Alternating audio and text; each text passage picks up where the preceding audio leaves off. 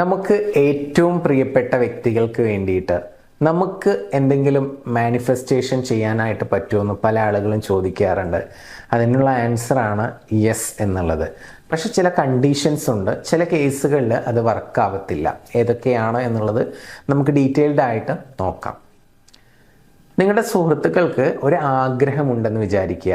ആ ആഗ്രഹവുമായിട്ട് അവർ അലൈൻഡ് ആണ്, അവരുടെ വൈബ്രേഷൻ ഫ്രീക്വൻസി ഒക്കെ കറക്റ്റാണ്, അതിനുവേണ്ടി അവർ ശ്രമിച്ചുകൊണ്ടിരിക്കുന്നുണ്ട്. അത്തരം ഒരു സാഹചര്യത്തിൽ നിങ്ങൾ കൂടി സപ്പോർട്ട് ചെയ്യുകയാണെന്നുണ്ടെങ്കിൽ നിങ്ങളുടെ തോട്ടിൻ്റെ പവർ കൂടി ആവുമ്പോൾ അത് പെട്ടെന്ന് ഈസി ആയിട്ട് ആ വ്യക്തിക്ക് മാനിഫെസ്റ്റ് ചെയ്യാനായിട്ട് സാധിക്കും.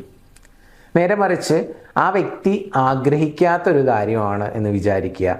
ആ ഒരു കാര്യം നമുക്ക് മാനിഫെസ്റ്റ് ചെയ്ത് കൊടുക്കാനായിട്ട് പറ്റത്തില്ല. നമ്മുടെ ആഗ്രഹം ഒരിക്കലും അവിടെ മാനിഫെസ്റ്റ് ആവില്ല. ആ വ്യക്തി ആഗ്രഹിക്കുന്നതേ നമുക്ക് മാനിഫെസ്റ്റ് ചെയ്ത് കൊടുക്കാനായിട്ട് പറ്റത്തുള്ളൂ. ക്ലിയർ ആയോ? ഇനി രണ്ടാമത്തെ കേസ് എന്ന് പറയുന്നത്, ആ വ്യക്തി നമ്മളുമായിട്ട് കണക്റ്റഡ് ആയിട്ടുള്ള ആളായിരിക്കണം. ഒന്നുകിൽ നമ്മുടെ മക്കളാവണം, അല്ലെങ്കിൽ ഹസ്ബൻഡ് ആവണം, വൈഫ് ആവണം, കൊളീഗ്സ് ആവണം, ഫ്രണ്ട്സ് ആവണം.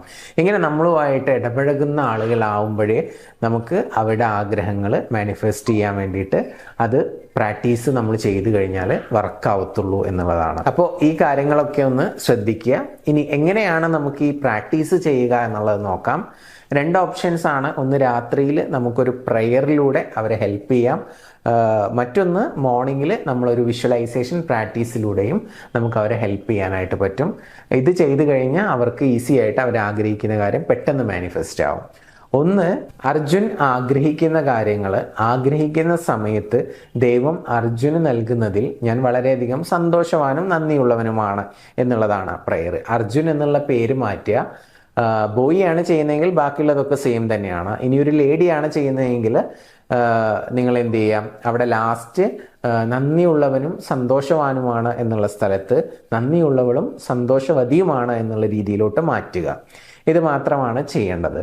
ഇനി ഇതുപോലെ തന്നെ മോർണിംഗിൽ നിങ്ങൾ എണീറ്റ ഉടനെ ചെയ്യേണ്ട ഒരു കാര്യം എന്ന് പറയുന്നത്, ഒന്നോ രണ്ടോ സിറ്റുവേഷൻസ് ആ വ്യക്തിക്ക് അത് ലഭിച്ചതായി മനസ്സിൽ കണ്ടുകൊണ്ട് മാക്സിമം ഫീൽ ചെയ്യുക. അത് വിഷ്വലൈസേഷൻ ചെയ്യുക എന്നുള്ളതാണ്. മനസ്സിൽ ചിത്രവൽക്കരിക്കുക, ഒരു സിനിമ പോലെ. അതൊരു 2-3 മിനിറ്റ് മനസ്സിൽ ഇങ്ങനെ കണ്ട് മാക്സിമം ഫീൽ ചെയ്തുകൊണ്ട് ഇരിക്കുക. എന്നിട്ട് നിങ്ങളുടെ ഡേ ടു ഡേ ലൈഫിലെ കാര്യങ്ങൾ ചെയ്ത് മുന്നോട്ട് പോവുക. ഓക്കെ, അപ്പം മോർണിംഗിൽ ഒരു വിഷ്വലൈസേഷനും രാത്രിയിൽ ഒരു പ്രെയറും ചെയ്തുകൊണ്ട് നമുക്ക് മറ്റൊരു വ്യക്തിയുടെ ആഗ്രഹം നേടുന്നതിന് വേണ്ടിയിട്ട് സഹായിക്കാനായിട്ട് പറ്റും.